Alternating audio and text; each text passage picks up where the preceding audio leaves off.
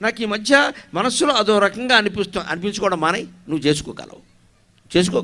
నన్ను అడిగారు ఆ మధ్య ఎవరో ఒక 4 నెలల క్రితం, ఏమిటోనండి గరికపాటి వారు ఈ మధ్య నేను అనుకున్నది ఏది అవ్వడం లేదండి, ఏం చేయమంటారండి? అనుకోవడం మానే అన్నీ అవుతాయని చెప్పాను. శ్రీకృష్ణుడు అనుకున్నాడు రాయబారం జరిగితే బాగుండు, అవ్వలేదు, విఫలమైంది. కర్ణుడు ఈ పక్షానికి వస్తే బాగుండు, అవ్వలేదు. భగవంతుడు అనుకున్నవి అవ్వలేదు, నువ్వు అనుకున్నవని అయిపోవాలి. ఇక్కడ మరి అనుకున్నది మంచిదో చెడ్డదో చెప్పరండి, విచిత్రం. నేను అనుకున్న మంచి కూడా జరగడం లాంటి వేరే విషయం. అనుకున్నవన్నీ అవి నువ్వేమనుకున్నావు, నన్ను వేసేద్దాం అనుకున్నావేమో నాకేం తెలుసు. ఈ బాగా వాగుతున్నాడు ధర్మం గురించి, ఈయన వేసేద్దాం అనుకున్నావేమో, నేను ఇప్పుడు అయ్యేలా ఆశీర్వదిస్తే నేనే ముహూర్తం పెట్టుకున్నట్టు. అదేంటిది, నువ్వేమనుకున్నావు, ఎందుకు అనుకోవాలి? అహమండి ప్రతివాడికి. అనుకున్నది అయిపోవాలి. ఎందుకు అయిపోవాలి?